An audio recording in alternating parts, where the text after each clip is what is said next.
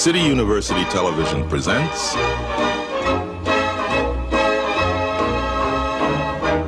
the American Theater Wing Seminars.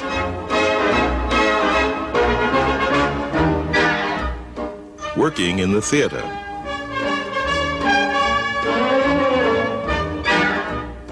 This seminar, performance.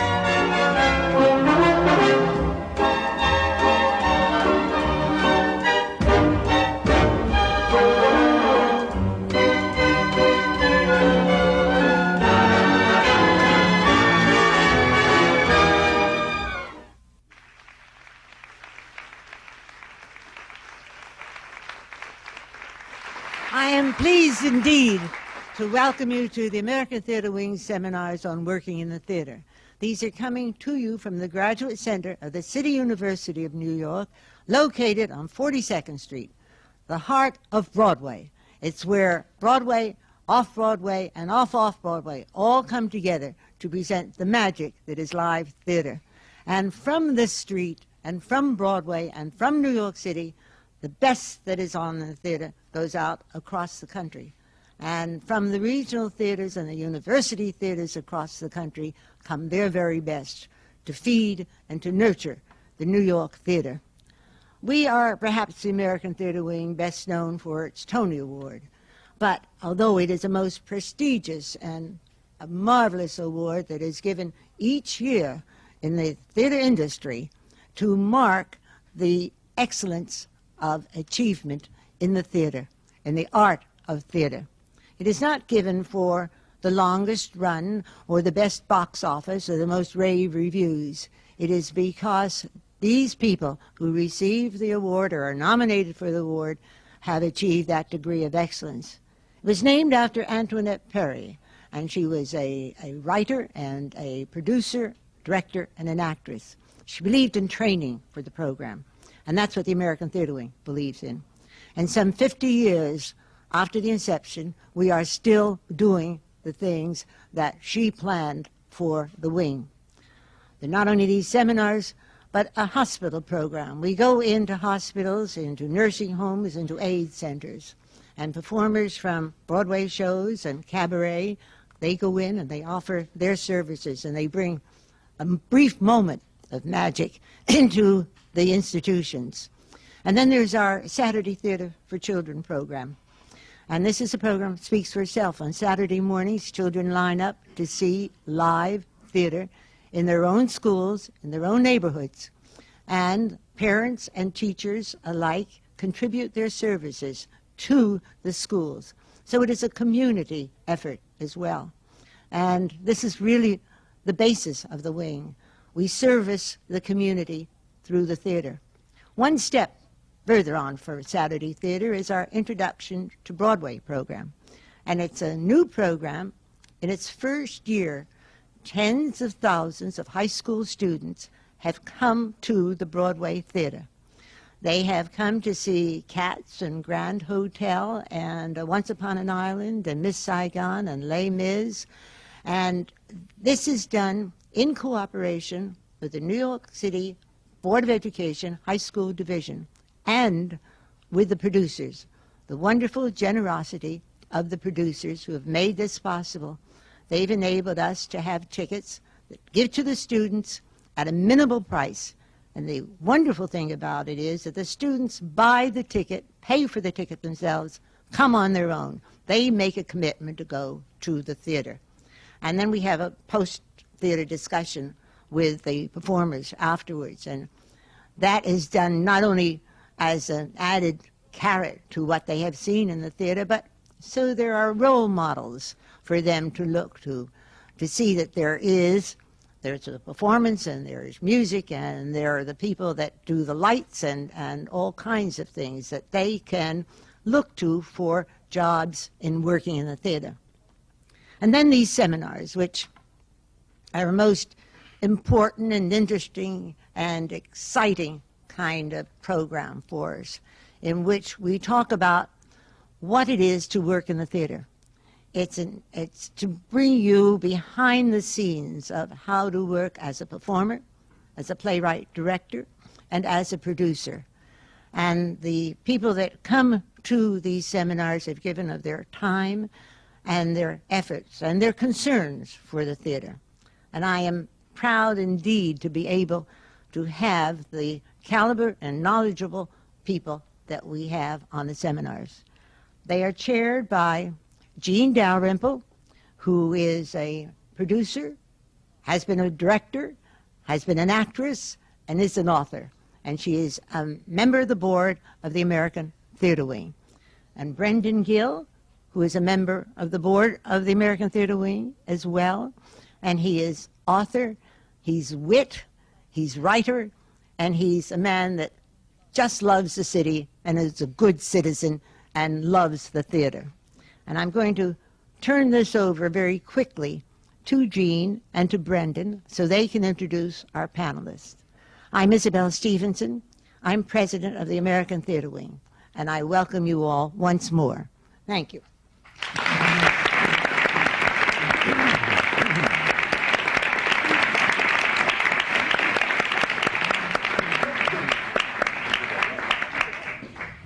It is with particular pleasure that I introduce Harry Groener, who is down at the end of this line, and whom I first saw in a beautiful restoration of Oklahoma in a more or less minor role, but he was very good, and I told him that he would soon be a star. And I'm happy to say today he is starring in, what's the name of your wonderful? I always do that. I knew perfectly well, but I thought you'd like to catch me. Anyway, it says on my card that he's well known to TV audiences for his role in the hit series Dear John, but he's equally at home in Shakespeare and musicals we know about. He previously appeared on Broadway in Cats and as George in Sunday in the Park with George. Mr. Groener.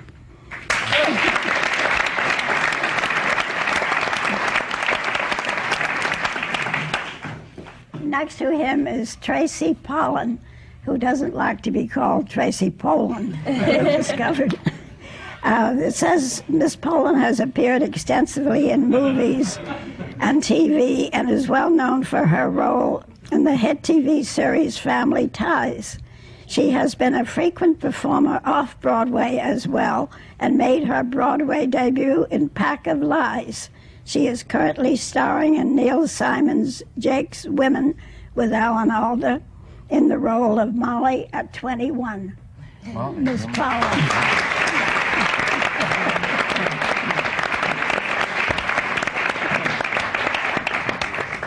And then someone who needs no introduction, I'm sure, Glenn Close. And Miss Close, of course, we don't have to talk about her because we all know how she is. She was last seen on Broadway in Tom Shepard's The Real Thing. That's not true. No, I don't think it is either. Benefactors. Yeah, it doesn't here. Somebody must rewrite these things for us. And anyway, Miss Close has come back to the stage in Death and the Maiden, starring on Broadway. That's well deserved. Miss Close.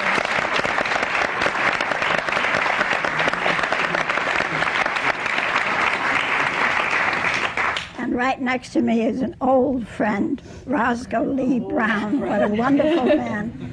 What a wonderful actor. Mr. Brown launched his theater career during the inaugural season of the New York Shakespeare Festival in Central Park. After a continuing string of dramatic successes in America and Canada, he is now on Broadway as Holloway in August Wilson's Two Trains Running. Mr. Brown.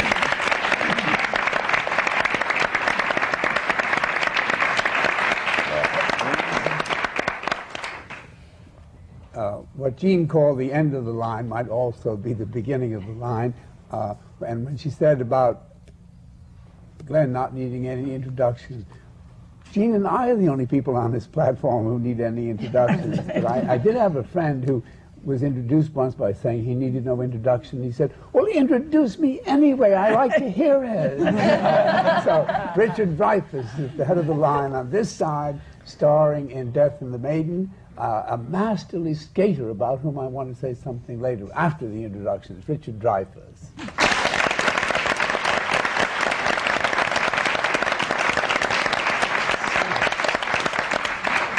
And next, Lynn Redgrave, the founder of the National Theatre of Great Britain, who is starring in Ibsen's The Master Builder now in our great new theatre company at the Belasco, Lynn Redgrave.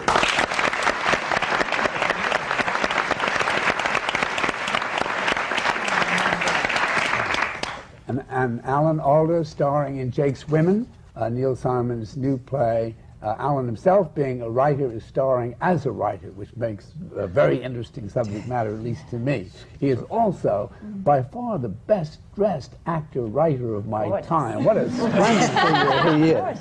And then right next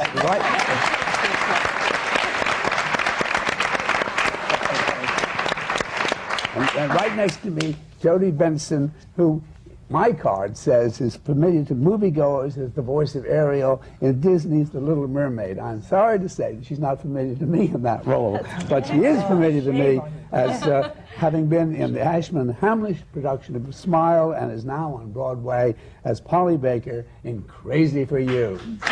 Jodi Benson.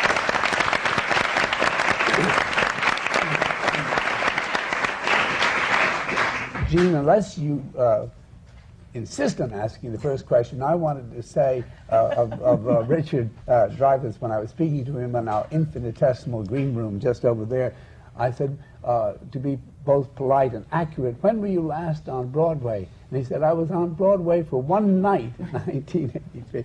Everybody dreams of being on Broadway for more than one night. Richard, what was the occasion? It was a play called Total Abandon. It was abandoned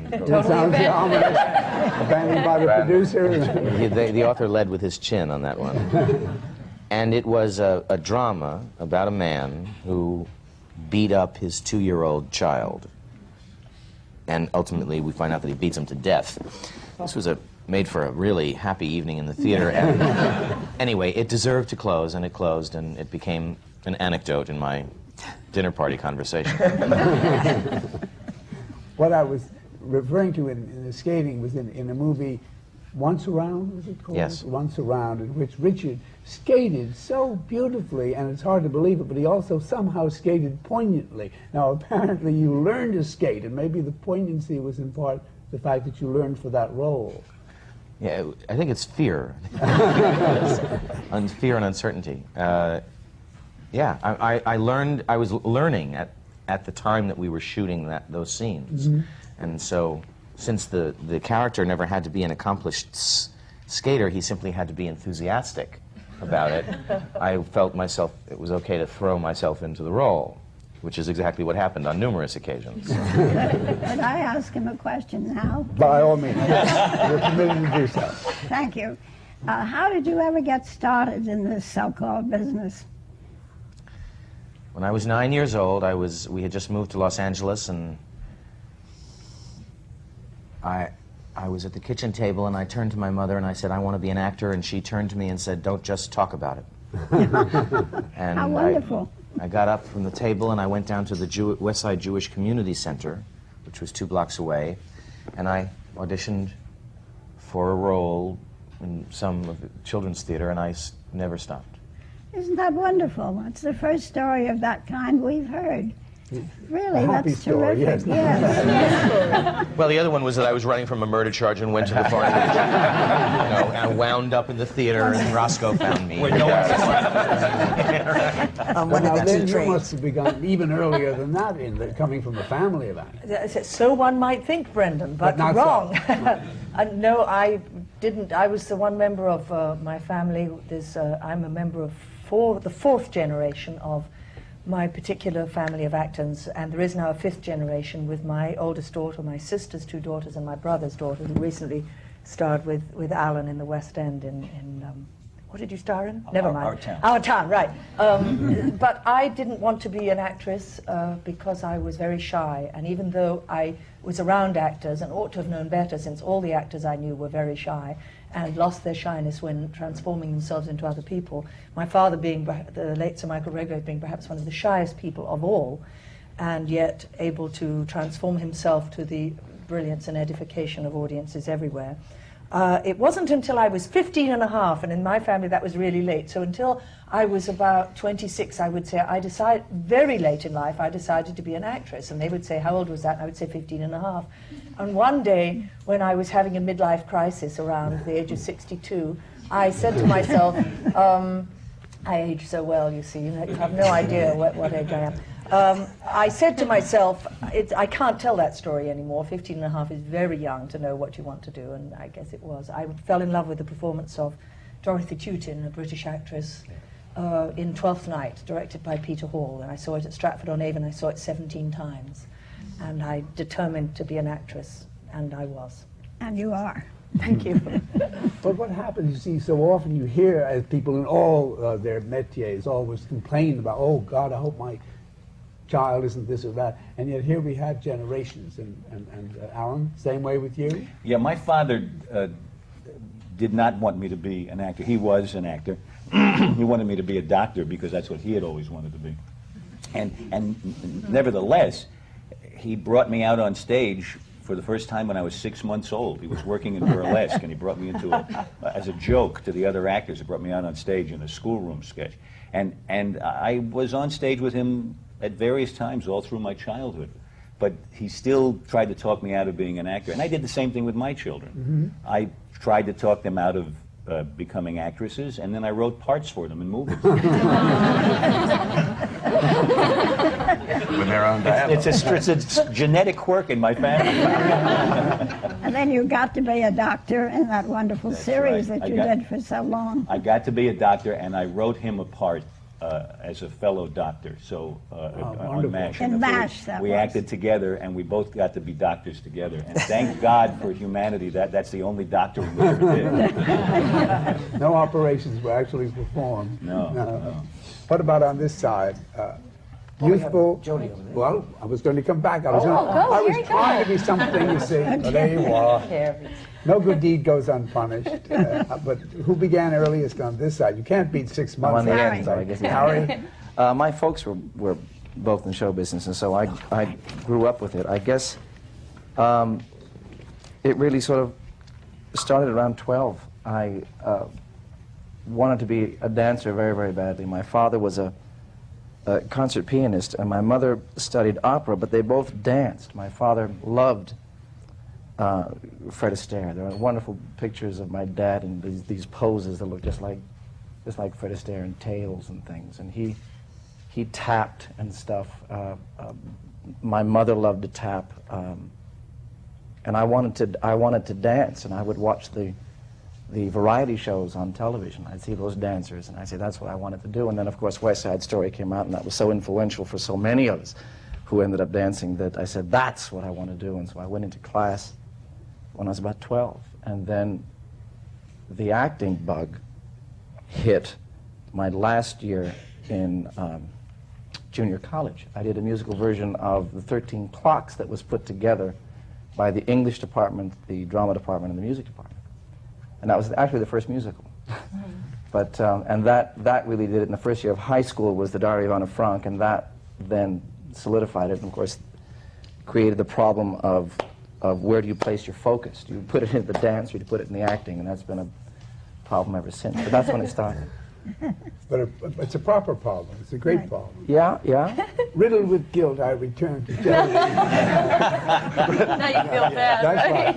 And how did it all begin? I guess I started singing when I was about 5, and then started singing in choirs and things like that. But it wasn't probably until I was in college that I started doing actual shows and performing in the summers and during school. And then, packed the bags and moved to New York and started hitting the audition pavement. So I guess I was about, 5 or 6 when I started singing. But now television didn't Never shut affect up you. after that. I'm so interested in the fact that lots of young people have their first thought about acting from watching wonderful things take place, like an old movie of Fred Astaire, and say, gee, that's for me. That didn't affect you in the same way. Well, actually, it didn't. I come from a small town in Illinois, and TV was not a big part of our life. And there's nobody in our family that is involved with the arts at all, so I don't have these great stories about my mom and dad or anything, but it's just, it's something that I just really wanted to do, and I think it really, for me, it started with singing, and I started dancing when I was about 13, and then by the time I got to college, I realized that's what I wanted to do. And the hometown folk were not too excited about that, because I was going to be a lawyer. And so I wanted to go to law school. And I had been saving up until that point, but I always knew that I could, you know, hold back and maybe be an actor later on. But then all of a sudden, just made that decision and moved to New York, and family was very What a wonderful decision in every way. Well, I'm grateful for it. Your choices. Let's hear from Ms. Pollan. She's been sitting there quietly for a long time. I can't do anything right in Jean's eyes. Miss Pollan, speak up. Well, I guess I was kind of the old one going, and it was after high school. So I was 17. Oh, God. Yeah. I just couldn't decide what it was I wanted to do. I just went to a high school in New York that was very, had a really strong theater program, and it was something I became interested in, and they encouraged that. And Which so right high school after was that? Dalton, here in New York. Where? And what's that? Where is it? It's on 89th Street, on the east She's side. refused to mention the dreaded Upper East Side or a Dreaded private Upper East school. Side. No, Please. it was co-ed. And so I was in plays all through high school, and then just sort of the natural progression after that. And Glenn, let's have whatever sordid sources you have. Sordid? for that. Oh, I wish We they have were. a small town in Illinois. We have No, New York City. I grew up in Connecticut. But again, TV wasn't much part of our life. And I was lucky enough to grow up in the country and to use my imagination. I think about 7 years old, I knew that I wanted to be an actor. Really? Yeah. Wonderful. But how did you really start? Did you go to an Well, agent? Or I kind of went around about.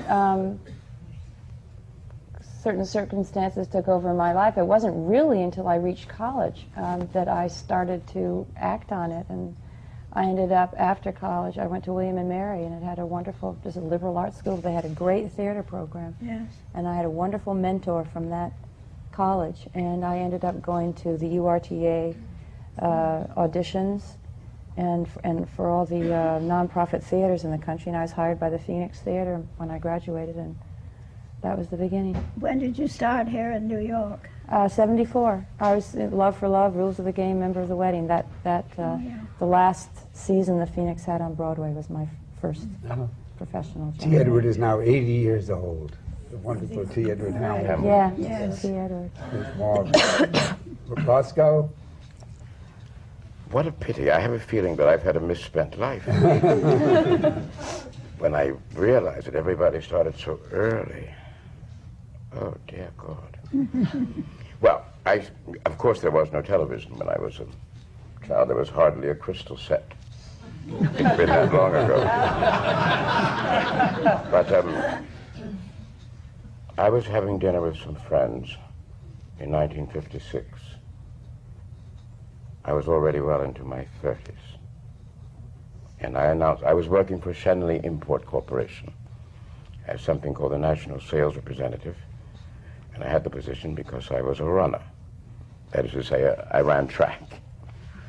And I think I was about the first of those world-class athletes who were given jobs because they were athletes, and mainly to represent liquor companies.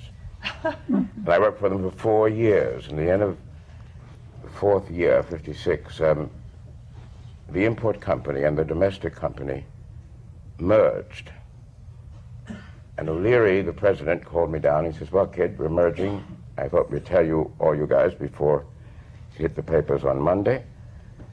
But we have a great, marvelous new job for you. It's an exec, and it's great. I said, I've got to think about that. I'll call you tomorrow. And he says, you can't call us tomorrow. Tomorrow's Saturday. So I said, I'll call you Monday. I made dinner, didn't realize I was making dinner without having asked anyone. So I invited 3 friends, 3 extraordinary ladies, and they came. And one of them said, finally, what do you want to tell us, darling? It's Josephine to me, she always says darling. And I blurted it. I had no idea. I said, well, I was just thinking tomorrow I'm going to become an actor. And I thought they would kill me. Oh. Well, Jo went out and she brought back 3 trade papers: Variety, Show Business, and I think it was Backstage. It seemed purple, but I don't think Backstage is any longer, but it had gossip in it. And she got them to prove to me that it would be a most unlikely thing for me to do. That she would say, now here's a role, there'd be 20,000 actors up for that one. And stuff like that. And you don't know you're black, and you're not a kid. So I did this, it was page 25, and it said that tomorrow, it didn't say tomorrow, but it was the next day. That was the last day for actors to audition for the inaugural season of the New York Shakespeare Festival. And so I went downtown to that little church on the Lower East Side, Henry, I think. And I didn't presume to think I could act, but I knew that at least I had read the literature. And that is why they hired me, because I seemed to speak it and understand it. And Joe was amazed. At any rate, that's how I became an actor.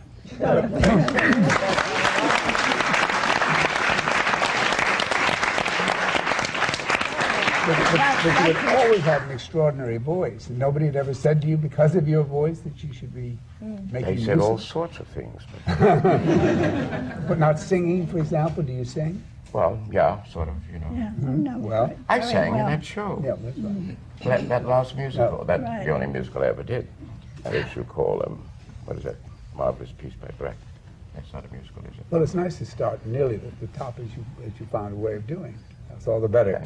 And what was the first play? Julius Caesar. Oh, what did I played an exotic. I was the soothsayer. Oh. Because they were going to dispense with the scene between Calpurnian and the soothsayer, I was returned in the second act as Pindarus. Two very good parts. Yeah. Brendan, can I say something? Yes, by all means. Thank you. It's interesting that almost everyone said, you know, they wanted to be an actor and actress 6, 7, 8, 9 years old. What happened then between that and the time that you're sitting here now? How did you get here from there, from that? What was the road? Let's start with, what was the road you traveled? Well, since you're looking at me, I guess I'll answer. Yeah. I went to school. I went through the regular school system, working within the drama departments there. In 1970, I worked with, I was in junior college, and I began working with a repertory company in Santa Maria, California, called the Pacific Conservatory of the Performing Arts. And it was one of the few companies, and still is, I think, in this country that does rotating rep.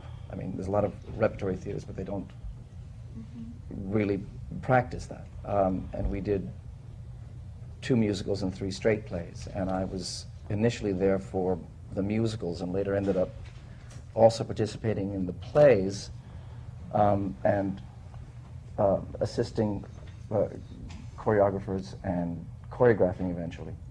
And that's where I got I feel, a lot of my very basic training and respect for the theater. And then I went to finish, I guess, my training to the University of Washington, to a training program there for 3 more years. And after that, after graduation, I think the first job after that was at the Actors Theater of Louisville.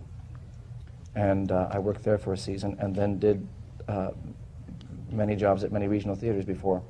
So there's a background of constant training, Yeah. in a sense, and preparation for where you are. And then moved here in 77.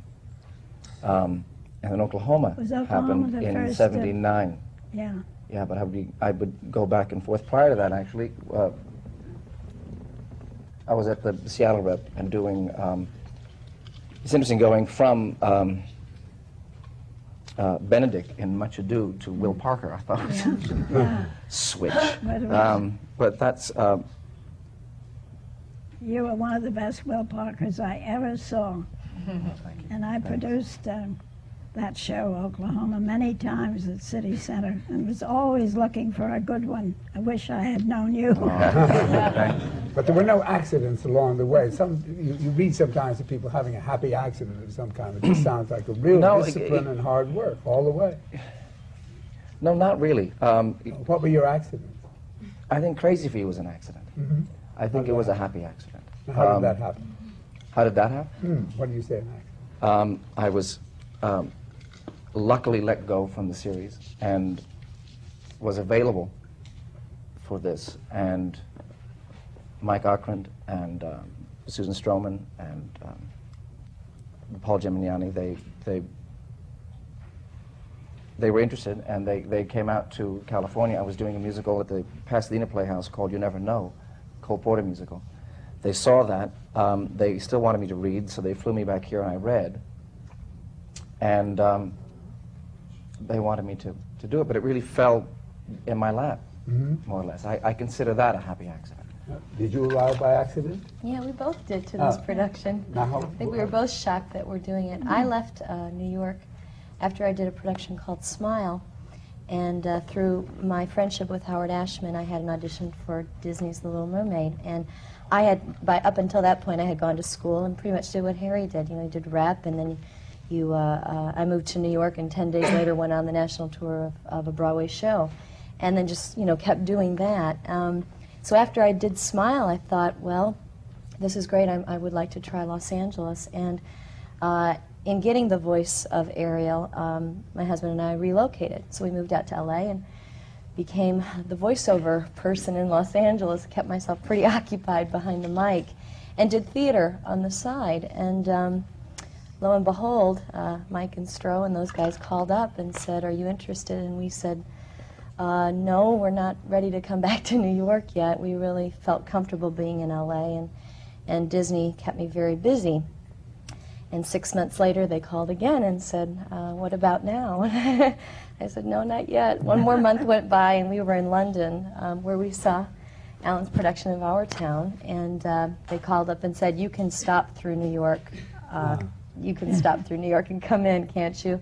So we rerouted our flight and stopped in, and the next day they called and said, "We want you to do it. Can you move?" So we took about 6 weeks making the decision, packing the boxes, unpacking the boxes, going back and forth, and finally did it. And we're thrilled. I mean, it's been an incredible opportunity getting to work with Harry and getting to do such a great piece.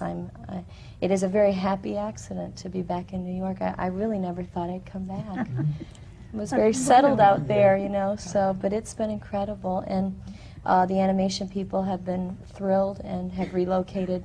My work is here in New York, and I patch in on the phone, and so it's the best of both worlds. You can do it over the phone? Yeah. I record Tuesdays and Fridays. Oh, you record in the studio, but they're listening to you over there. Right. Yeah. The directors are out there, and they're thrilled that I'm doing this show because they just think Broadway musical. They're just really excited about it. So it's the best of both worlds. You're one of the Pardon? You're a particular character? And Ariel, we're doing a television series now. So, Ariel made her debut album this week, so she's the next Paula Abdul. So watch out. With her fins and everything, she's going to have a video. It's really neat. Disney is taking over the world. Right. Are they? Well, they are in Yes, they acting, but are. also in architecture and everything. Everybody wants to be employed by Disney. Well, they are an incredible organization. They've been very good to me, and all of that is because of Howard Ashman. He really believed in me to give me that part in Smile, and I had done nothing but held a spear in the back of Joseph in the Amazing Technicolor Dreamcoat. I held a spear in the back, and I was in the ensemble, and he gave me a shot doing Smile, and our relationship has really affected my life. You were standing under a lucky star. He's all a great, the time. he's an incredible man. No accidents in your life, Alan? There were, a lot of slow accidents. There never was a big break. But people always think of this field as being a big break. There were like quantum leaps, but they were always prepared for. I knew I wanted to be a writer first at about the age of 8, and then I knew about a year later that I wanted to be an actor. But when I finally started to do something about it, it wasn't until I was about 16 when I became an apprentice in summer stock. And then I finished school, finished college, and at about the age of 20, started looking for work. And that began a process of about 8 years in which I mainly learned how to audition. And did very little actual acting, and couldn't afford to go to acting classes, although I wanted to. So I would learn from mentors who I would work with, and just mainly by watching. I'd watch performances. I'd stand in the wings and watch people I admired, and I'd watch people rehearse and try to see what they did. But it's interesting. I got very good at auditioning, at cold readings, which is an art by itself and has nothing to do with acting. And one of the most awful experiences is to be brilliant in a reading, get the job, and then realize you don't know how to act. You can do the part once, but then to do it every night, to know how to use the rehearsal period is an art all by itself. And the interesting thing is, before we did Jake's Women, we read it a couple of times in front of audiences about this size, just to see if we all wanted to do the play. And I found that I had not lost the ability to do a cold reading, because I only read it once, and then I got up and read the whole play, and it all worked, and it was wonderful. And but struck then terror, didn't it? Pardon me? It struck terror, didn't it? Well, I felt very comfortable with it. I felt really good about that. Then I wondered how, now I'm going to go into rehearsal. I wonder what the rehearsal period will be like then, because I hadn't rehearsed a play in the while, except at our town in London, so I already knew by that point. But the interesting thing is, I have found that in the 40 years since I was an apprentice, I actually have learned, I'm very happy to say, how to use the rehearsal period. And I love rehearsing now. I used to hate it because I thought, once you know your lines, what's the point? I began as a true amateur, I really didn't know how to study a part. I didn't really know what it meant, how you step by step worked into the character. I would wander the streets at night till 3 in the morning, berating myself because I couldn't be this other person. And now I know how to get into it step by step. And it's working now on this play is it's what I would call a slow acting happy accident, because it's step by step. I've been lucky enough to find the ways to do what I do so that it gives me tremendous satisfaction. I really enjoy every bit of it. But of course, it's wonderful casting in any event, because you are a writer, and the hero of the play is a writer, and the problems that he confronts are problems that writers... And the only time I'm aware that I'm playing a writer is at the beginning of the second act, when I'm pacing around trying to think of what to write. And that only lasts a few seconds, and nobody's looking at me anyway, because they're still taking their seats and talking about their where they were the night before. They're pretty. There's a certain lack of interest at the beginning of the second act, I noticed. But until you start talking, they figure when you start talking, they want to pay attention. But pacing around trying to figure out what to write, I do exactly the way I do it when I'm actually writing. So that's the only time that I draw on being a writer, I think, consciously anyway. But then what you draw on unconsciously is much more important. It's a very small area for a writer to live in that you have on stage, with an enormous stage, mostly empty, and then the writer's cubicle. There's not much room to pace. I think, a lot of writers deliberately put themselves in cramped spaces. Well, you know probably more writers than I do, but the writers I know not only put themselves in cramped spaces, but often face away from the window so they won't be distracted by nature, which is not something I do. I get inspired by nature. Yes, at the New Yorker magazine, we all occupy little tiny cubicles, just big enough for our typewriter, or some daring souls now have word processors, but that's exceptionally rare. But it's an oddity in your play to me that the stage is so empty so much of the time. It gives the opportunity for people like Tracy to come running in from a long way off. But it was a decision made, must have been very early on, in how you were going to divvy up the space there for you to act in. Well, I was interested when we started rehearsal to see how Gene Saks, the director, had decided before we even went into rehearsal, which was a decision that in fact had to be made before rehearsal because the set had to be designed and built early on. So many of these decisions had to be made in his head, where the furniture would be, what the furniture would be like, how the space would be divided three-dimensionally. For instance, we have a lot of catwalks and things like that, where we'll use the space above the actor's head, and that was all decided intellectually, and we didn't have a chance to experiment with it. Once we knew it was going to be there, then we experimented with how we were going to use it, and it was an interesting thing to see what choices were made way in advance like that. Yeah. Then having made those choices, then we had to play around with it to see how we could make the best use of it, and that was an interesting process, and sometimes frustrating, because we tried everything. Everything we do in that play is the process of trial and error. No matter how good an idea it seemed at first, we have always tried 10 or 20 other things. But the most minor things, like put it down and then say the line, or say the line and then put it down. I mean, all with these mind-bending things. So with first performance in North Carolina that we were trying to play out, I swear to God, about 2/3 of the play, I said to myself, do I do this? No, I do that later. No, wait, no, I said, no, now I'll go, oh, we did that. No, that's another version. We'll do this version. But it all settles in after a while, and it's very good to, my wife once took a photography course when she was beginning. She's now a professional photographer, and when she was beginning, she studied with a guy who said, when you take a picture, before you take it, travel around the subject 360 degrees. Physically walk around it. Don't just imagine what it might be like from another angle. Look at it physically from every angle before you take the picture. And I think that works in every art. If you physically try other things other than your first impression, other than your first intuition or instinct or inspiration, you'll test that first inspiration against other kinds of reality. And you might find something even better, because the first inspiration is often the stepping off point to something really good. And you've got to try a lot of different things. Nature does. That's what evolution is. That's how we got to this mess we're in. I wanted to ask you, talked about rehearsal and then getting into actually playing, whether you do this and when you do it, when you do that.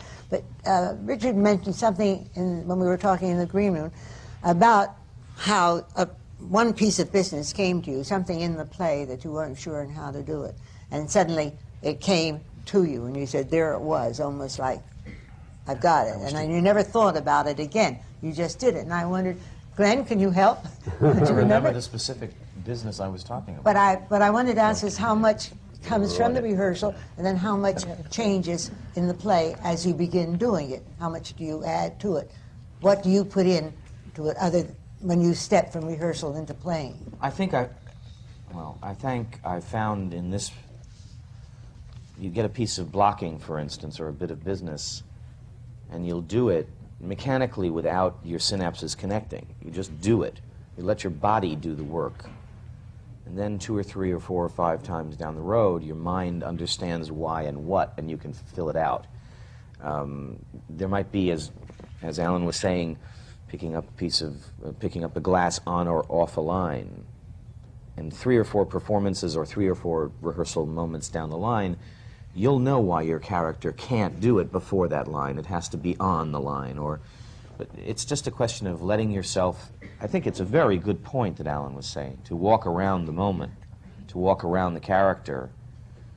And a bit of business is the same way. We've changed the entrance of this show. We've changed the beginning of our show. And when we first changed it, it didn't breathe. It just was. Now, as far as I'm concerned, it's immense. It makes the opening of the show immensely better, because all of the connective tissue works better. But it took us time to just do it. We had to just walk it. It's a difficult play that way, I think, because you have to overhear things off stage. There are oddities of that kind that the audience has to believe are possible given the physical set that you're working on, and then with the kitchen around behind and all that. So that all had to be worked out in rehearsal very much. But when it was somewhere in the newspapers about a slight, in fact, darkening of the play, that Mike Nichols had made some certain changes. Now, how has that happened in respect to what you have done? Well, I think this has been a very interesting exercise because the play was first performed in England, and it is a difficult play for an actor. And so I was the only one who hadn't seen I wish I had been able to see it. But what I think has transpired is that we have helped each other, the two productions. And I think we have, because we want to make it as best as we can on both sides of the water. So I think they have put in, I think all of the changes that we put in, which had largely to do with dialogue. And we have been experimenting with incorporating some of the stuff that they've done. And I love it. It's still a work in progress, and I think any live theater should be always a work in progress.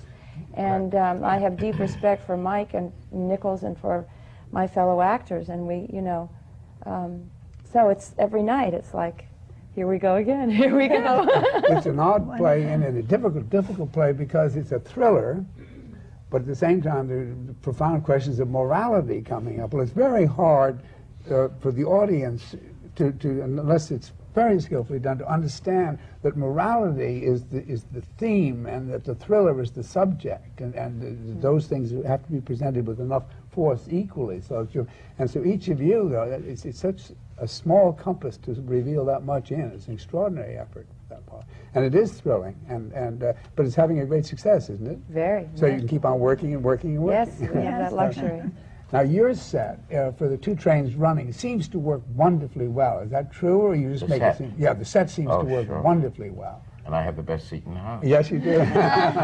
He comes in through the door, very confident, sits down in his booth. Tony Fallon, I think, did it. Yeah. Well, it's meant to be, I don't know if any of you have seen it, but it's meant to be, in 1969, a little... I can't call it, it's a diner, isn't it? It's yeah, a coffee shop diner. But a diner where they sell all sorts of things. And it's in a place that's about to be what is that, gentrified? Yeah. Yeah. Or regentrified. They're going to tear them down. And all the houses, they've been condemned, and one fellow owns this somewhat shabby, but it's home to the regulars, and I'm a regular. And it really does work. And it's solid, so the door opens and closes with authority. He slams that door. Yeah, I know, it really Memphis works. slams that door. And the wall doesn't quiver. I always look at it. I think people think I'm acting. No, I'm always amazed nothing's shattered. Yeah. I know, of course, it probably isn't glass, but I'm the last one to find out those things. But it's a very sturdy set. It's true set. Roscoe, it says he's in that booth very quietly making comments on the action and talking back and forth. But then, little by little, he works up to a tremendous climax where he accounts for his ability to have caused his grandfather's death of natural causes. He wanted to murder his grandfather, but he contrives to see to it. He died of natural death. But Roscoe ends up... natural death. Yeah. And Roscoe is in the middle of the stage going full tilt, and the audience just bursts out into applause. It's a tremendous thing. It's a tremendous I think you wish that you could do it too. He probably can. Envy prompts everything I say. He probably can. I want to ask Lynn to step into this. Which area would you like me to step into? Setting, lucky chances? What would you like? No, I want you to get into the theater and how you come to what you're doing. Right? From lucky beginnings or unlucky beginnings? That's right. Well, just one, I did have a lucky beginning. I was in drama school at the Central School of Speech and Drama in London, and I was in my third year with one more term to go when a brilliant scenic designer, British, called Jocelyn Herbert, whose work some of you may know. She used to work with John Dexter a great deal. And she said, I know that Tony Richardson, the late Tony Richardson, who later became my brother-in-law, but that's a whole other story, was doing a production of Midsummer Night's Dream at the Royal Court Theatre, theatre that he had helped found in a way in the early 50s when there was the big change around in British theatre and people stopped running through French windows saying anyone for tennis and actually came on and were real people. And he was part of that renaissance along with John Osborne. Jocelyn said to my mother, they're doing a Midsummer Night's Dream. He wants very, very young actors. His whole concept is they should be very young. And Lynn should try out for Helena. Helena is a great Redgrave family role because, you know, we're all very, very tall. So we all fit Helena. Even the boys can play Helena. I mean, everybody can play Helena in my family. So I, like Alan, thought auditions were things that you went for but probably didn't get, but that I should get some experience. And I had no experience auditioning. So I went to the principal of my school and said, I'd like to go and do this audition. Of course I won't get it, and I realize I haven't finished school yet, but I won't get it. And he said, no way will you go and do this audition. You haven't finished your training. And then he said, rather disturbingly, and listed a whole bunch of students who, if they had made that request, he would think it was appropriate. Pissed off I was. So I called through to the people who were holding the audition, and I said, I can come, but it's got to be evening because I'm in drama school. And they said, okay, come. And Tony Richardson, who was divine, said, good, my darling, now just come center stage and do something absolutely marvelous. So I did. And obviously it was marvelous enough that he, or young enough, or tall enough probably, that he then offered me the role. Now I had this dilemma. First of all, I'd gone to the audition against orders. Now I'd got the part. And I remember their family motto, 5 generations, you know, work breeds work. You get the job. Job in hand is worth 14 in the audition box, you know. So I said to my mother, I got the job. She said, that's great. And I said, but they would be so upset. What should I do? She said, call your father. Now, my father was in Broadway in The Complacent Lover. And those were the days when the phone lines went under the ocean somewhere. And my father was this brilliant communicator on the stage and this terrible communicator in life. And him on the phone, I cannot tell you the dread of calling my father. Him on the phone meant, at huge expense, you would have a pause of maybe 5 minutes after the question. So with great trepidation, I called, hello, Dad, it's Lenny. Pause, crackle, crackle. Hours, finally, got to the point. Listen, Dad, this is costing a fortune. They've offered me the thing, and it's Tony Richardson, and it's the Royal Court, and it's Helena. And he said, you're too young. Don't take the job. Finish your training. And I hung up the phone, burst into tears, called Tony Richardson, and took the job. It's just a little addendum to this. This became the first job of a great many people who, many of you who know and love British artists. It was the first job of David Warner, the second job of Nicol Williamson. It was Ronnie Barker, Colin Blakely, Samantha Egger, let me think, myself, my brother, Corin Redgrave, Rita Tushingham. We could go on and on.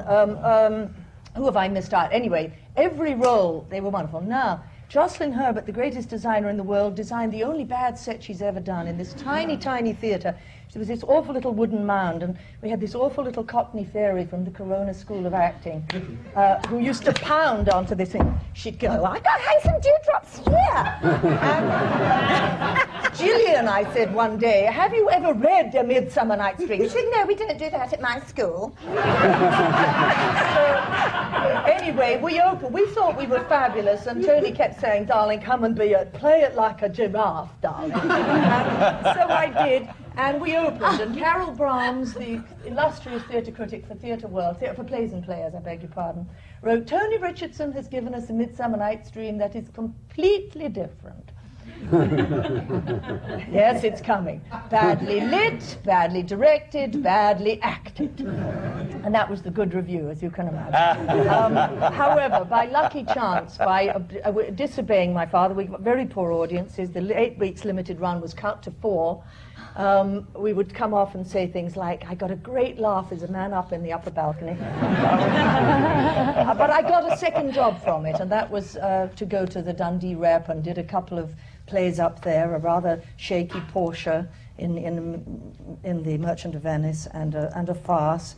And then out of that Royal Court experience, I got the chance to be on a national tour of something called Billy Liar, where we kept returning to the same terrible theatre in Manchester. Again and again and again, and the guy who played the lead had understudied it for 3 years and said all the lines out loud but didn't know it, so he'd say all your lines, you know. You know, hello, Billy, and he'd say, hello, Pat. Hello. This is my line. So you're saying my lines. He says, I'm not. He'd understand. Anyway, that's another story. I was very lucky. The old work breed work did work, and I did keep getting things from... I got my first film break because I auditioned for a film, The Girl with Green Eyes, with Peter Finch and Rita Tushingham, and I auditioned on the set of The Mousetrap, which is still running in London. Can you believe? Richard Attenborough was the lead when I saw it, and God knows, and he was a child then. And I went, and I got a call back, and I was so thrilled. I thought I must have been really good.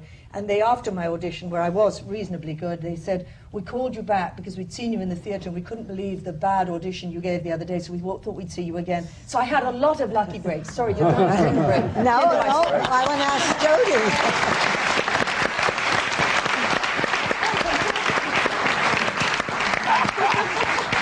Jodi, can you give us one quick one before we go to questions? Sorry, I took up too much No, time. you didn't. Nobody ever takes up too much time. It's just never enough time, that's all. In the last 30 seconds that we have, go ahead. Well, I did a lot of waitressing to prepare for it. I had long breaks in between jobs, and I would waitress and go to acting school. So. And now I look back at it, and it feels like, well, I did this, and then I did this, and then I did this. But at the time, there were very long pauses where I wasn't working at all. what were you doing in that long part, other than waitressing? Were you studying? I was in school. I was in school. And were you working on theater at that time? My first professional job was on the stage off Broadway. And then I sort of went, and then I would do something in television, and then a film, and then something on stage again. And so I sort of jumped back and forth between all three. You jumped very well.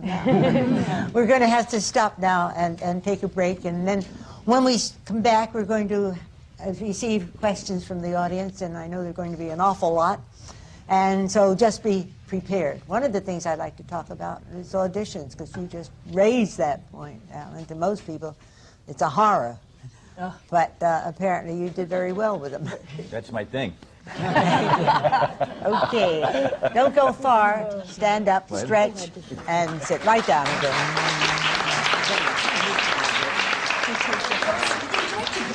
You my crazy. No, he didn't.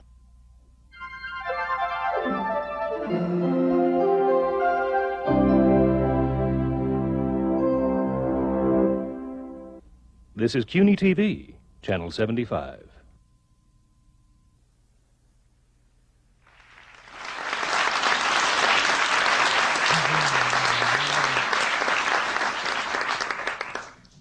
We're continuing the American Theater Wing seminars on working in the theater, coming to you from the Graduate Center of the City University of New York.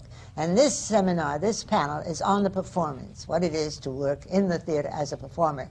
And we were talking about the accidents and all the things that happened to you to bring you along the road from when you first started and said, I want to be an actor, I want to be an actress, until being in a Broadway play. And so I'm going to turn this over now to Brendan Gill and to Jean Dalrymple, our co-panelists. And Brendan, will you start right now? I will. And Isabel would never forgive me if I were not to ask this most necessary question. Since we're dealing here with theater before our very eyes, I have to ask the conventional question of why did you choose to come back to Broadway at this moment, after these years, in this very difficult play? Yes. Because of what I read on the page. Mm-hmm. I thought it was material that was fascinating and very timely, and the chance to work with Mike Nichols again and to work with Richard Dreyfuss and Gene Hackman. I mean, you don't say no to something like that. Mm-hmm. But you had been But it started absolutely with what I read. I first heard about it from Mel Gusso's review in the Times, and I said, oh, that sounds like a fascinating play. He was reviewing it from London, and I, through a friend of mine, got a copy of the script. Mm-hmm. So. And meanwhile, you had been looking at other scripts, or you had been thinking? Well, about no, I had done a short run of a play out in L.A. this past spring with Jim Brooks. It was his first effort, or his first directing a play, and he was absolutely wonderful. But I've chosen not to do theater because I have a 4-year-old little girl, and I didn't want to say I can't put you to bed for 6 months, and now I'm saying that, and it's you know, it takes its toll. It's not ideal.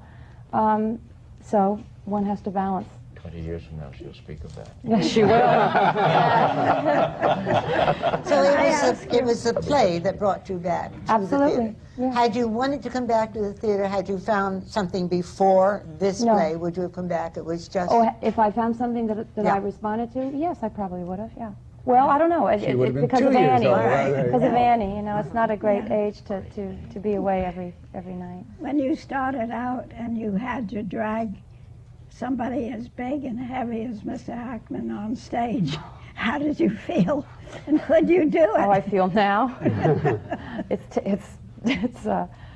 It's doing its number on my body, I'll tell you that. If I didn't have that rug to pull him on, I would not. He's 200 pounds of solid muscle. In the changes that you both talked about, that you made within the run of the play, does this come about in a natural thing that you realize that it would be a natural movement to do this or a natural response to do that?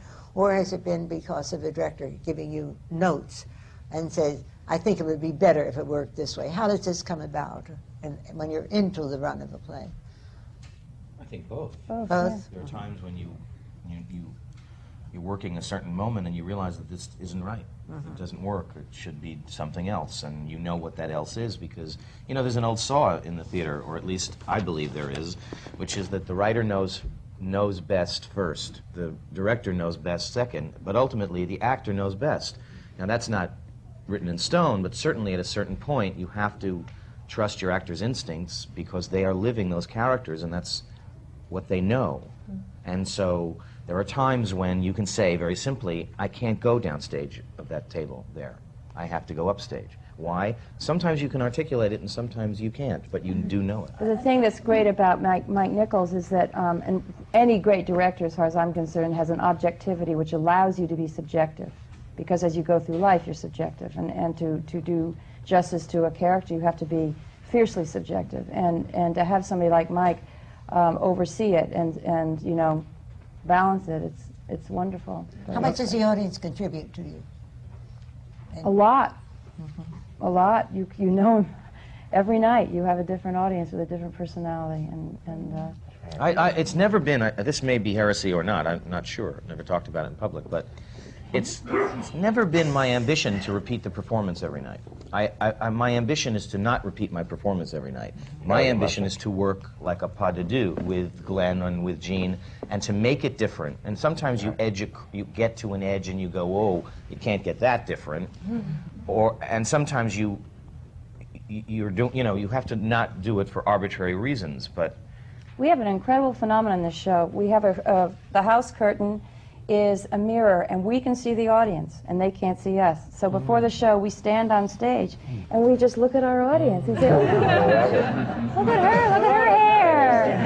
Oh, you know, it's just great, because in some ways, it's, you know, I am so spoiled.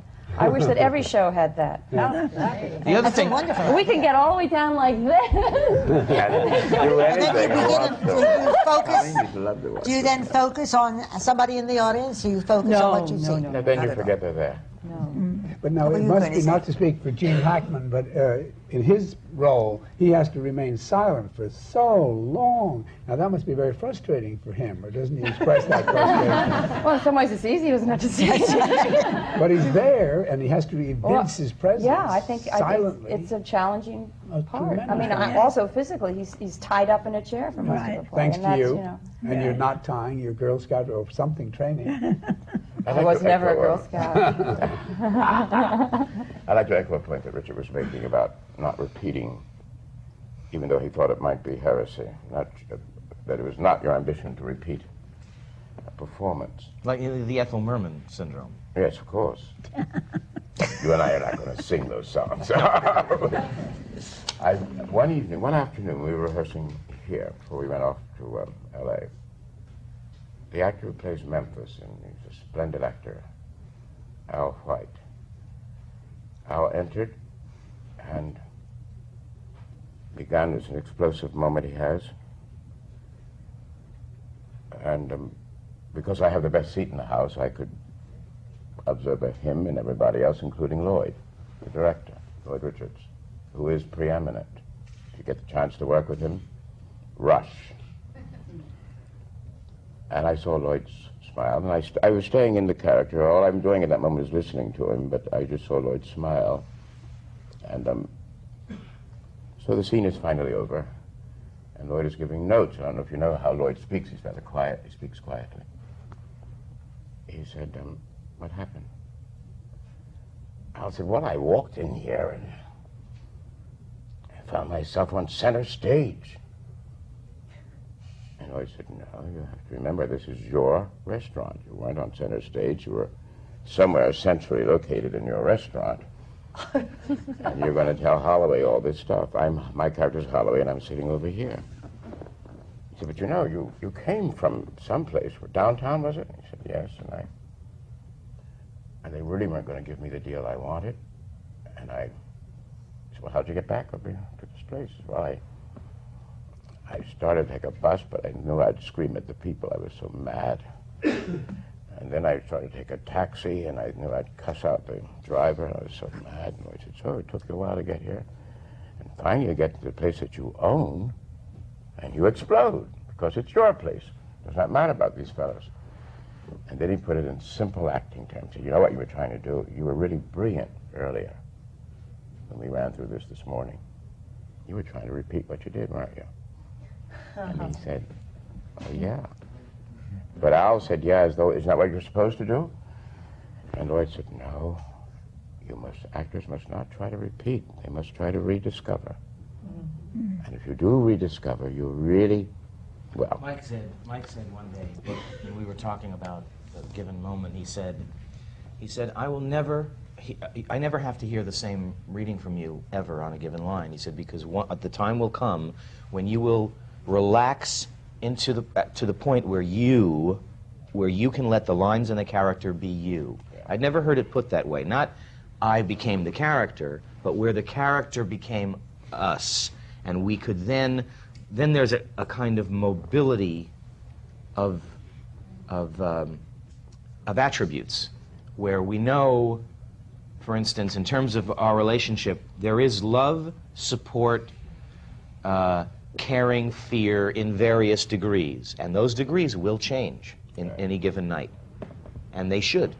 But as long as they're there, and you can, we play within them and not go into other ones that we don't. And it never matters at all how you feel. All the actor has to do is the work, and they'll do all the feeling. Mike doesn't like acting. Yeah, Mike doesn't like acting. When you're acting. Remember, you said the other night, you said that you've done some of your finest work when you were tired, and you never thought that you could get through the evening. Mm-hmm. And it was when we were all relaxed. You're not thinking. Yeah, or you just get back to listening and looking at each other and listening and. That's what I was going to just say, is that our performance every night is I would say from pretty different to very different, mm-hmm. although it's always within the limits that we worked out with the director. I mean, in fact, he came back after a couple of weeks, having been away, and was happy that we had found so many new things. We were doing it so differently, and that he said, and that improvisational feeling is what I hoped you would have, and we're but what we get it from, the way we get that freshness, that aliveness that we all, as well as you, aspire to, and I was very glad to see in London, when I worked in London, mm-hmm. in our town, every actor in that company looked for freshness each night. They hadn't figured out a performance at home that they just ran off in front of the audience. They were looking to discover it each night, and the way we go for it in our play, I think, is through relating. Mm-hmm. We spend a lot of time before the show and at intermission getting together and just talking about us, about our lives, and that we carry that on stage with us, that togetherness. And when we look in each other's eyes, I get my performance from Tracy's eyes, and you sense a history. Questions now, so save some of this. I'm sure that the audience is going to ask some of these very same questions. We'll just keep talking. You want to come on out? We have the first question. My name is David Myers, and I have a question about differences. For Miss Redgrave and Mr. Alda, the difference between performing in England and performing in New York. And for Mr. Groener and Miss Close, who have performed in both musical comedy and in straight plays, the difference between performing and preparing for each. That also can go for Mr. Alda, who did the Apple Tree. Thank you. That's an awful lot of questions.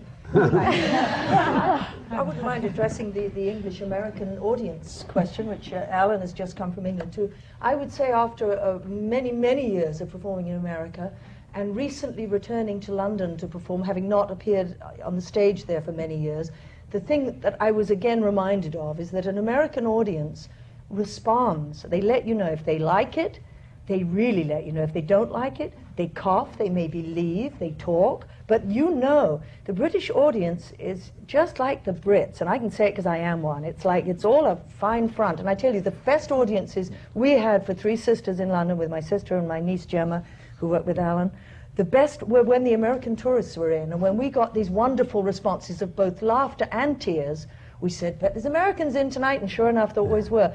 I have to say, if I was given a choice of a room full of Brits and a room full of Americans, I'd take the American audience every time. Tell me, what about Repertory Theatre as compared to London and New York? And did you come back to the stage because of the chance of working in a repertory area? Oh, well, I never left the stage. The Master Builder and Little Hotel on the Side are my 6th and 7th play in the last 2 years. I work in the theatre all the time, not always in New York. But I certainly would like to say that I'm very grateful to Tony Randall for getting his lifetime dream of the National Actors Theatre going. And although we've had a season that not everybody has approved of altogether, we've tried very hard to present 3 difficult, great, interesting plays. And it's also shown all of us, I would like to say for my colleague Marianne Plunkett, that she's about the finest actress working in America today. Ah, nice.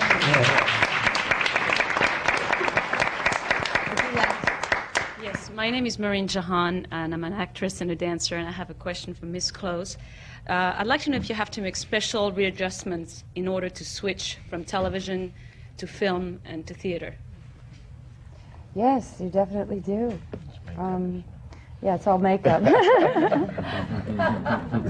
I mean, you know, just technically speaking, theater to me is really the essence of the craft of acting. You have to know how to project your voice so that everybody hears. You know how to project an emotion, so because you don't have a camera going into your eyes.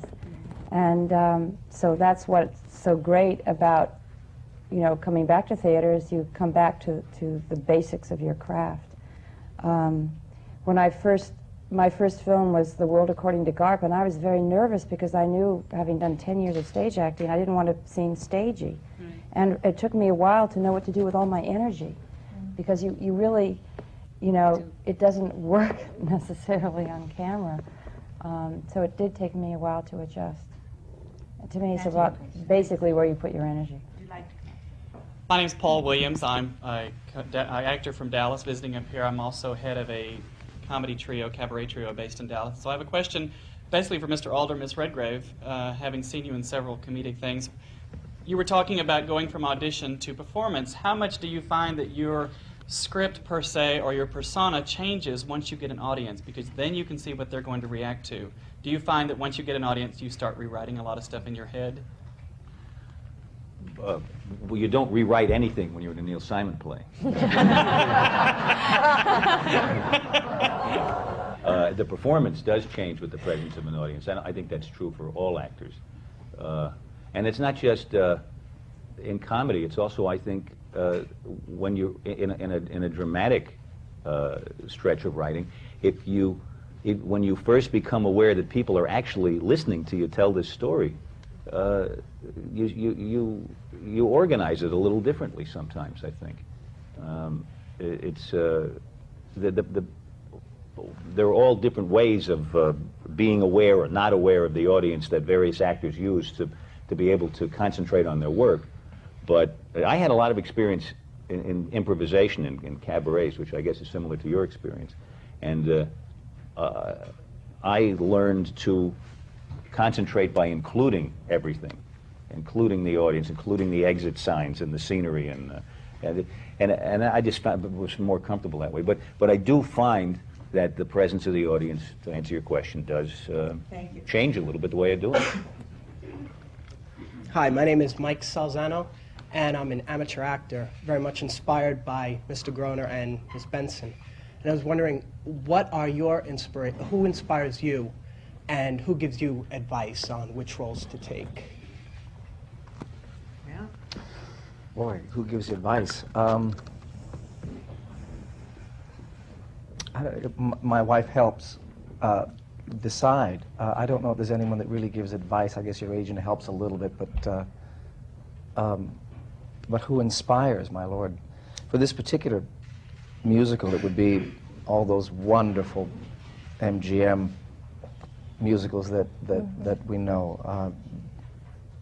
that's the inspiration, has been for me for this, since you're like this, those people up there that make that magic, and to have the chance to try to recreate that, to try to make that happen up there for the audience as well as for yourself, is what inspires me. But who advises me, Thank you. I don't think anybody. My name's Dorothy Gannon. Actors often say that they just look for good material when they're choosing parts.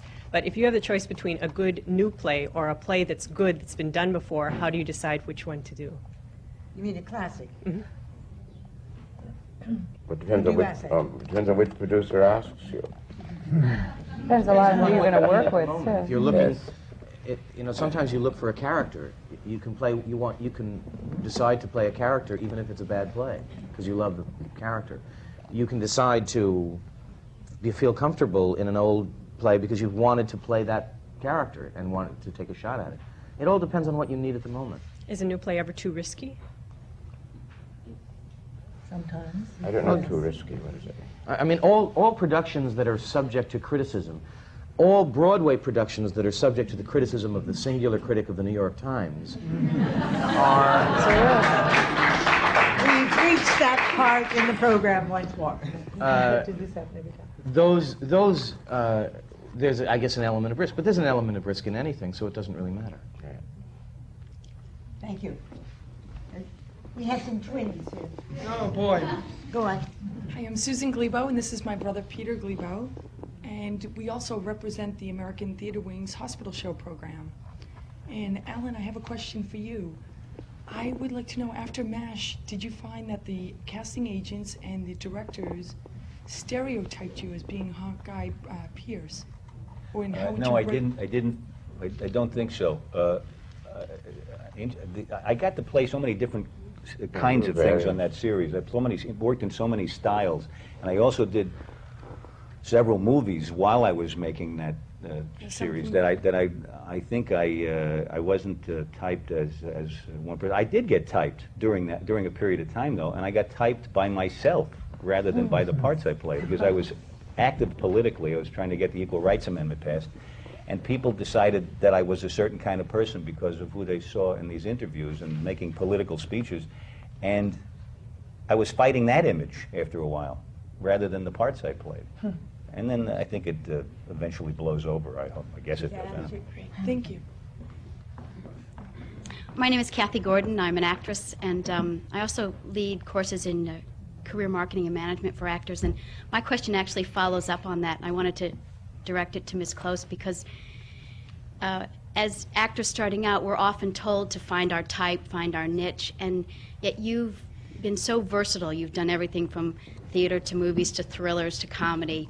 And I was just wondering how you have dealt with that, with typing, and in terms of deciding what roles you wanted to do, and how you've managed to remain so versatile. I don't know. I think I don't think I've ever been typed in theater, but I think there was a danger of that because the first role I did in a movie was this iconic, what a woman. What? Like an icon. Jenny Fields, like this white nurse dressed in a uniform, like the ultimate mother figure. And it wasn't until Fatal Attraction that really broke open wide. Went from white to black, and I was very happy. So, Thank you. Your question. Hi, my name is Christine Rocco. As a student actress, I usually get to do plays that are classics. I was wondering how you prepare for a role differently when it's new, when it hasn't been done before. We go the same way. The best way, I think, is to prepare a role is to prepare a role viscerally. I think you're going to make the same approach all the time, whether it's written in modern vernacular or if it's written by the classical giant. I think you're going to still go viscerally, and when the character is ready to speak, you discover that's how he speaks. It's how you speak, and you have it right away. Although I would say that if I was cast in a Shakespearean role, I'd get the recordings of that. I'd get 35 recordings of that. You must avoid that in all cases. For me, that works. For me, it helps. What would you get out of there, Richard? What would you look for? Well, I don't know that I could tell you. I don't mean it's not a good idea. I just what would you be listening for? Ideas to steal. And also, I mean, there are questions one asks. It wouldn't be the first thing I did, but there are so many questions that remain unanswered that are enigmatic and puzzling and frustrating.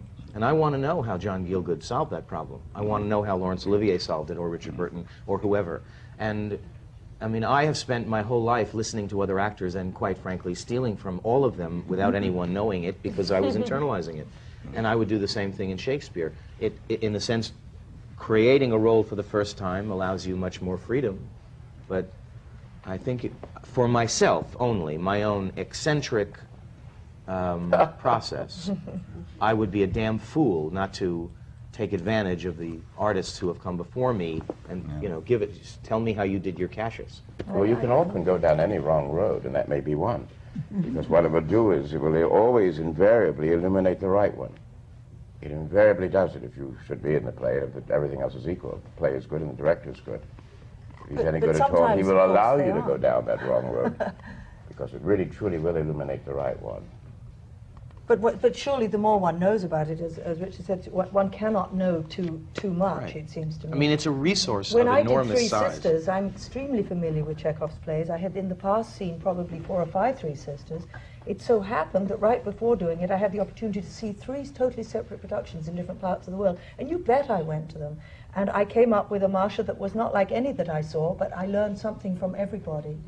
And from learning about Russia, and from learning about the history of the times, and from reading about Chekhov. I did that with I think that's Gertrude fun. because I thought I tried to get as many Hamlets that I could see because I thought you don't really remember her that much. When I was a young figure actor, out why. I understudied people a couple of times, and I found it was very interesting to watch somebody up on the stage playing my part. and I wouldn't have played it anything like the way they played it, but I would not go for certain things that they did that I saw didn't work. I think in a funny way, although we're talking about acting and not about theater, you know, the whole idea of theater, one of the best things about the British is their sense of tradition and continuity that allows them freedom to do this. And one of the reasons why we have such enormous problems in building a body of work that we go back to is that we have, in one sense, made it we've made it inaccessible for a number of reasons. Actors don't go back, writers don't go back, directors don't go back. They don't repeat. They don't do 2 productions of the Three Sisters in their lifetime. Oh, I played Masha. I never have to play it again. In the United States, we should play Iago 3 times, 4 times, 5, and see a lot. And somehow we make a disconnection between what we do now and what has gone on in the past. And there is something so good about passing down tradition. I was named after the great Lynn Fontanne, and she showed me the prompt copy of King Lear, which Ellen Terry played Cordelia, and she was the protege of Ellen Terry, and you must interrupt. Anyway, hand it all down, go see all the productions. Don't interrupt. Oh, you're just wonderful. Once more, I have to interrupt this marvelous panel and to say that you've been listening to the American Theatre Wings working in the seminar.